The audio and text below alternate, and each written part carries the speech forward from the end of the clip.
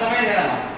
మీరు ఒక్క పని చేస్తే చాలా మంది కూడా ఛాలెంజ్ చేసామన్న డిగ్రీ కాలేజ్ వాళ్ళకు ఇంటర్మీడియట్ లో చెప్పారు, మీకు దమ్ముంటే ఎండాకాలంలో మీరు ఇటుకలు పోస్తారా ఇంకేమైనా పని చేస్తారా మాకు తెలియదు, ఒక 10,000 సంపాదించి ఫోన్ కొనుక్కొని చూడండి అని చెప్పిన.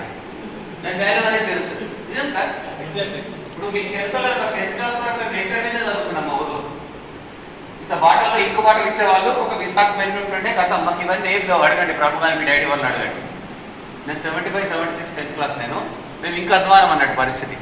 మీకు ఇంకేముంది, పుట్టగానే జీన్ ప్యాంట్స్ వస్తాయి కదా. ఒక కంపేరింగ్ పని చేసుకోండి. మీరు ఒకటే ఏకశిక్షణ. మీకు మళ్ళీ మిగతాన్ని తర్వాత చెప్తాను. ఇప్పుడు ప్రోగ్రామ్ స్టార్ట్ చేద్దాము. ఇప్పుడు ఒక 2 నిమిషాలు మన గెస్ట్లు మాట్లాడతారు.